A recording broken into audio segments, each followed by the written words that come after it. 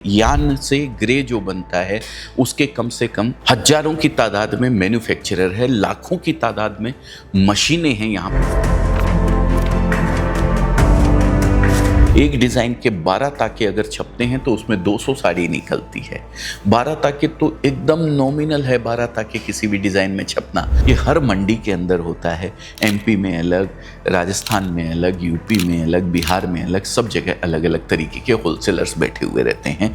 हमने मिलों में भेजा, प्रोसेस हाउस में भेजा, वहाँ से माल बन के आता है हमारे पास वापस। तब हम इस माल को कटिंग करवाते हैं।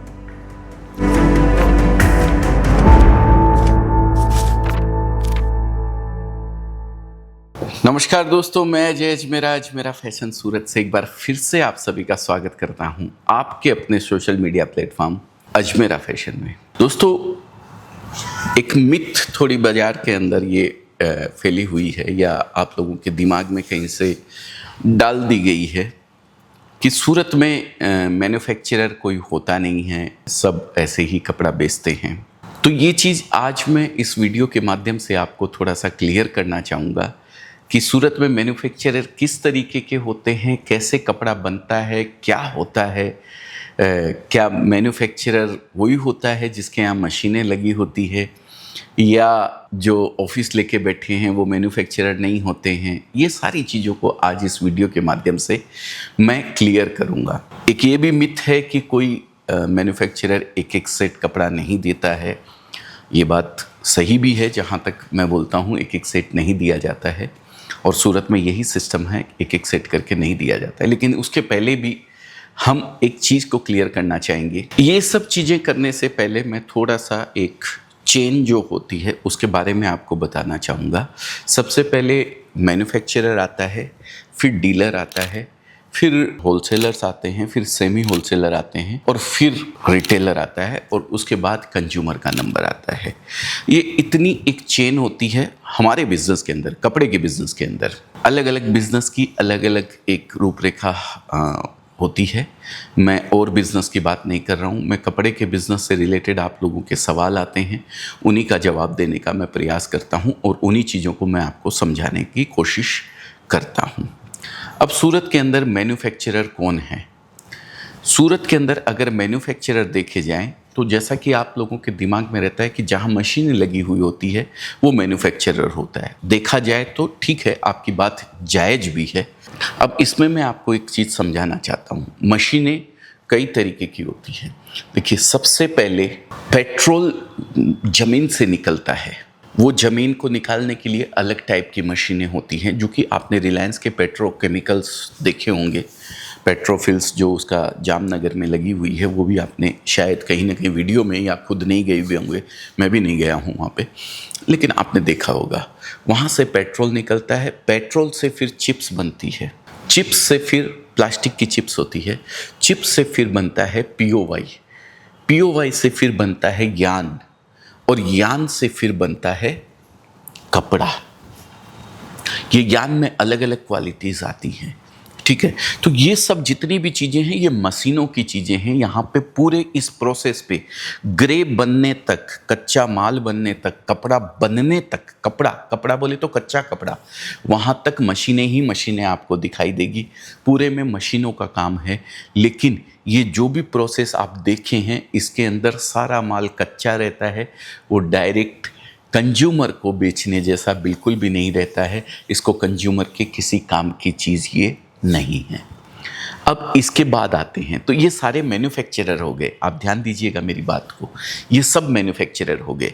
हमारे यहाँ सूरत के अंदर यान से ग्रे जो बनता है उसके कम से कम हजारों की तादाद में मैन्युफैक्चरर है, लाखों की तादाद में मशीनें हैं यहाँ पे जो ग्रे बनाती है। आपने वाइट कलर के टेम्पो के अंदर वाइट कलर के ताके देखे होंगे जाते हुए, बहुत सारे, और सूरत के अंदर ये मार्केटों में खूब आपको दिख जाएंगे ये चीज़ें। तो ये ग्रे होता है, ये ग्रे हम लोग परचेज करते हैं। हम लोग बोले तो सूरत के जितने भी ये, जैसे एक अजमेरा फैशन है, वैसे 50,000 मैन्युफैक्चरर बोले जाते हैं, वो ये लोग ग्रे परचेज करते हैं। ये वाइट ग्रे हम लोग परचेज करके इसको चेक करते हैं, इसमें कोई ख़राबी नहीं हो, इसमें कोई फटा वटा नहीं हो, ये चेक करके हम लोग, एक प्रोसेस होता है क्यूसी का, क्वालिटी चेकिंग का, ये माल हम लोग भेजते हैं प्रोसेस हाउस के अंदर। यहाँ तक की बात जहाँ तक मैं समझता हूँ आप लोगों को समझ में आ गई होगी। ये माल हम लोग भेजते हैं प्रोसेस हाउस के अंदर। प्रोसेस हाउस को बोलते हैं dyeing and printing mills, Arvind dyeing and printing mills, Aishwarya dyeing and printing mills, इस तरीके की बहुत सारे नाम हैं, बहुत सारे 400 प्रोसेस हाउस हैं। अब पहले मैन्युफैक्चरर जो मैंने बात करी ग्रे बनाने वाले की, उसके पास भी मशीनें हैं, और अभी जिसके यहाँ हमने ग्रे भेजा है, सूरत वालों ने जहाँ ग्रे भेजा है बनने के लिए, प्रिंट होने के लिए या डाइंग होने के लिए, उनके पास भी मशीनें हैं। लेकिन दोनों ही कपड़ा बेच नहीं सकते हैं। बेच किसको सकते हैं? कंज्यूमर को नहीं बेच सकते हैं। ये कपड़ा रेडी कंडीशन में नहीं है, ये कपड़ा अभी भी इसके ऊपर वैल्यू एडिशन होना, बहुत सारी चीज़ें बाकी है, फिर वो कंज्यूमर के काम आएगा। तो मैं आगे का प्रोसेस चलता हूँ। ये कपड़ा ग्रे हमने मिलों में भेजा, प्रोसेस हाउस में भेजा, वहाँ से माल बन के आता है हमारे पास वापस। तब हम इस माल को कटिंग करवाते हैं। माल कटता है, कटने के बाद फिर प्रोसेस होने के लिए जाता है। कौन सा प्रोसेस? उस पे लेस लगती है, उस पे डायमंड लगते हैं, उस पे एम्ब्रॉयडरी होती है। अब ये भी तीनों अलग अलग इंडस्ट्री है। देखिए, अगर मैंने लेस लगाने के लिए भेजा है तो लेस लगाने वाली पूरी एक इंडस्ट्री है, वहाँ पे मशीनें लगी हुई है, वहाँ सिर्फ और सिर्फ लेस लगती है कपड़े के ऊपर, साड़ी के ऊपर, और कुछ भी नहीं होता है। दूसरी चीज़, लेस लगने के बाद अगर मैं बात करूं एम्ब्रॉयडरी होने की, पहले एम्ब्रॉयडरी होती है, ये भी मैं बता दूं आपको। तो एम्ब्रॉयडरी में जाएं, वहाँ भी मशीन लगी हुई है, लेकिन वो भी कपड़े को बेचते नहीं हैं, वो सिर्फ जॉब करते हैं, जॉब करके हमें बेचते हैं। मतलब सूरत वाले जो मैन्युफैक्चरर्स हैं, जो ब्रांड है, उनको बेचते हैं। इसके बाद उस पर डायमंड वगैरह लगते हैं। ये एक साड़ी की कहानी मैं बता रहा हूँ आपको। अब साड़ी की कहानी में इतने प्रोसेस होते हैं, लहंगे में अलग प्रोसेस होते हैं, रेडीमेड में अलग प्रोसेस होते हैं, बहुत सारी चीज़ें होती है। तो कुछ मिथ जो आप लोगों के दिमाग में है उसको दूर करना चाहता हूँ, इसीलिए इस प्रोसेस को मैं इतना डीपली आप लोगों को समझा पा रहा हूँ। उम्मीद करता हूँ आप लोग इस चीज़ को अच्छे से समझ पाएंगे। अब यहाँ से इन तीनों इंडस्ट्री से, लेस लगने वाली से, डायमंड लगने वाली से, एम्ब्रॉयडरी होने वाली से, सबसे वापस माल हमारे पास आता है, यानी एक ब्रांड के पास आता है। जैसे अजमेरा फैशन है, वैसे सब लोगों के पास ये कपड़ा आता है। इस कपड़े को फिर हम हर स्टेज पे चेकिंग करते हैं। एम्ब्रॉयडरी करते वक्त कुछ फट जाता है, लेस लगाते वक्त कुछ लेस नहीं लगी हुई आती है, तो वहाँ क्यूसी होती है। हर स्टेज पे क्यूसी होती है, क्वालिटी चेकिंग होती है। फिर हम उसको वापस दुरुस्त करवाते हैं। अगर दुरुस्त होने लायक होता है तो, नहीं होता है तो उसको सेकंड के अंदर बेच देते हैं, आउटकट में बेच देते हैं, क्लेमलेस में बेच देते हैं। वो एक अलग प्रोसेस है पूरा का पूरा। अब कपड़ा जब हमारे पास आता है तो हम पूरी लास्ट उसकी क्वालिटी चेकिंग करते हैं। क्वालिटी चेकिंग करके उसके ऊपर अपनी ब्रांडिंग करते हैं, अपना नाम अजमेरा फैशन लगाते हैं, तब हम एक्चुअल मैन्युफैक्चरर कहलाते हैं दोस्तों। ठीक है। अब इसकी जो क्वांटिटी होती है, मील के अंदर हमें कपड़ा जब छपने के लिए देना पड़ता है तो 9600 मीटर, 10,000 मीटर, 20,000 मीटर, इस तरीके की डिज़ाइनें छपती है। एक डिज़ाइन के 12 ताके अगर छपते हैं तो उसमें 200 साड़ी निकलती है। 12 ताके तो एकदम नॉमिनल है, 12 ताके किसी भी डिज़ाइन में छपना, जबकि क्वांटिटी काम करने वाला 9600 मीटर, 20,000 मीटर, इस तरीके से क्वांटिटी बनाता है, जिसमें एक एक डिज़ाइन के 1000 साड़ी, 2-2 हज़ार साड़ी, 5-5 हज़ार साड़ी एक एक डिज़ाइन की बनती है। एक एक कलर की 1000 साड़ी बनती है, 4-4 हज़ार साड़ी एक एक डिज़ाइन की बनती है, 5-5 हज़ार साड़ी एक डिज़ाइन की बनती है। इस तरीके से वो कपड़ा जब तैयार होकर हमारे पास आता है तो हम अपने होलसेलर्स को देते हैं, डीलर्स को देते हैं, रिटेलर्स को देते हैं, सबको कपड़ा देते हैं। अब एक मिथ ये फैली हुई है कि भाई एक एक सेट कपड़ा तो कोई सूरत में बेचता नहीं है, सब बल्क बेचते हैं। बिल्कुल एकदम आपकी बात जायज़ है, आपकी बात सही है। सूरत के अंदर कपड़ा रिटेलर को दिया ही नहीं जाता है। सूरत के अंदर कपड़ा बेचा जाता है बल्क, एक डिज़ाइन का एक पार्सल। एक डिज़ाइन जो बनती है उस डिज़ाइन की या तो 10 सेट ले, 5 सेट ले, 12 सेट ले, 20 सेट ले, तो ये होलसेलर और डीलर का काम हो गया है। एक रिटेलर एक डिज़ाइन का एक सेट से ज़्यादा नहीं लेता है। तो रिटेलर को यहाँ कपड़ा नहीं दिया जाता है। सब लोग बल्क काम करना चाहते हैं, सब लोग बल्क क्वांटिटी बेचना चाहते हैं, क्योंकि समय नहीं है किसी के पास भी, इंफ्रास्ट्रक्चर नहीं है किसी के पास भी, इतनी सारी व्यवस्थाएं करके रखी जाए। वो होलसेलर ले जाके फिर आगे एक एक सेट करके उस कपड़े को बेचता है, तो अपना मार्जिन उसके अंदर ऐड कर लेता है। ये हर मंडी के अंदर होता है, एमपी में अलग, राजस्थान में अलग, यूपी में अलग, बिहार में अलग, सब जगह अलग अलग तरीके के होलसेलर्स बैठे हुए रहते हैं। वो अपना मार्जिन ऐड करके वहाँ के रिटेलर्स को कपड़ा देते हैं। अब रिटेलर के मन में ये चीज़ आती है कि मैं सूरत से कपड़ा लूँगा तो मेरे को एक एक सेट कैसे मिलेगा, एक एक सेट देने वाला कौन है। तो यही चीज़ मैं आपको क्लियर करना चाहता हूँ। अजमेरा फैशन होलसेल के अलावा रिटेलर को भी उसी प्राइस के अंदर कपड़ा देता है जिस प्राइस के अंदर एक डीलर और होलसेलर को देता है। हम लोगों ने एक ऐसा इंफ्रास्ट्रक्चर तैयार किया हुआ है जहाँ पे हम एक एक सेट वाले व्यापारी को भी अगर कपड़ा चाहिए तो उसी प्राइस के अंदर देते हैं जिस प्राइस के अंदर डीलर और होलसेलर को देते हैं। हमने किसी तरीके का डिफरेंस किसी के लिए भी नहीं रखा है। अब आप बोलेंगे कि सूरत में तो कई लोग हैं जो एक एक सेट करके कपड़ा देते हैं। बिल्कुल देते हैं सर, ऐसा नहीं है कि एक अकेला अजमेरा फैशन है। हाँ, शुरुआत अजमेरा फैशन ने करी थी 2011 के अंदर। अजमेरा फैशन ने जब अपना ब्रांड स्टार्ट किया था, अपना काम स्टार्ट किया था, मैंने अपना काम स्टार्ट किया था, तो हमने यही सोच के किया था कि हम चाहे डीलर हो, चाहे होलसेलर हो, चाहे रिटेलर हो, कंज्यूमर नहीं, ये स्लैब के कोई भी व्यापारी व्यापार करने के लिए अगर कपड़ा लेगा तो हम एक ही प्राइस के अंदर सबको कपड़ा देंगे, कोई फ़र्क हम किसी के लिए नहीं रखेंगे। अब रहा बाकी का सवाल, तो बाकी बेचते हैं, हो सकता है वो आपको सही रेट में बेच रहे हों, उसी रेट में दे रहे हों जिस रेट के अंदर डीलर और होलसेलर को दिया जा सकता है, या फिर हो सकता है रिटेल के लिए रेट अलग रखी हुई हो, जो कि अजमेरा किसी तरीके का डिफरेंस नहीं करता है, लेकिन कई लोग डिफरेंस करते हैं। एक एक सेट कपड़ा देते हैं लेकिन 10 टका, 15 टका, 20 टका मार्जिन एक्स्ट्रा ले लेते हैं।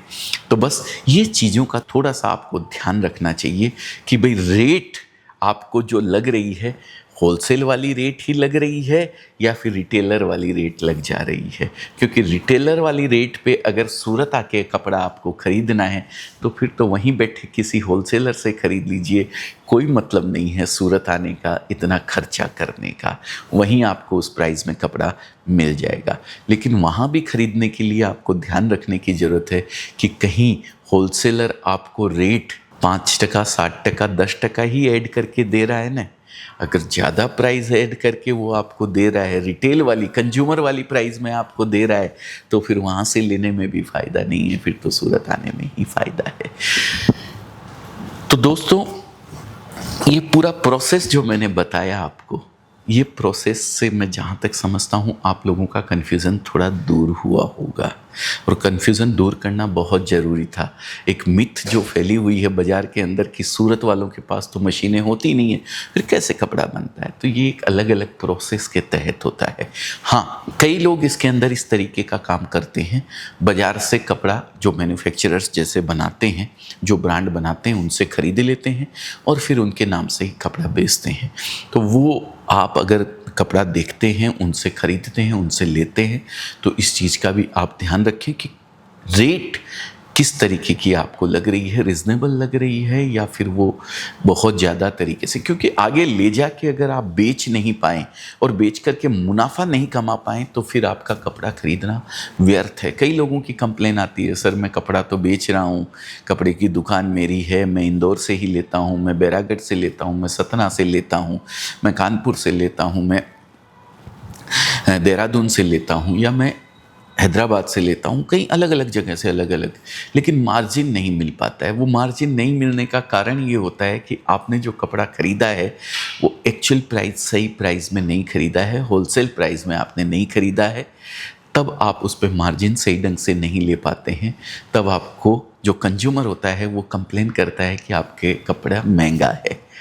ठीक है, तो इस चीज़ का ज़रूर आप ध्यान रखें, ये प्रोसेस को पूरे को समझें।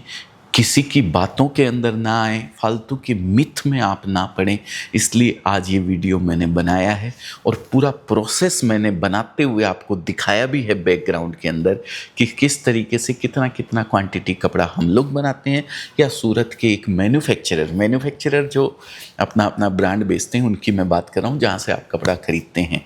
जैसे 50,000 और अजमेरा फैशंस यहाँ पे हैं, उनकी मैं बात कर रहा हूँ, वो किस तरीके से कपड़ा बनाते हैं। ये सारी चीज़ आज मैंने इस वीडियो में आपको दिखाने का प्रयास भी किया है। उम्मीद करता हूँ आप लोगों को सारी चीज़ समझ में आई होगी।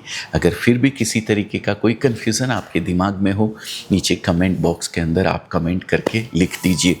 और हाँ, जो पुराने व्यूअर्स हैं उन्होंने सब्सक्राइब कर रखा है चैनल को, लेकिन नए लोग जो पहली बार वीडियो देख रहे हैं वो सब्सक्राइब कर दीजिए। कम से कम आपको ये पता लगे कि अजमेरा फैशन क्या नया कर रहा है।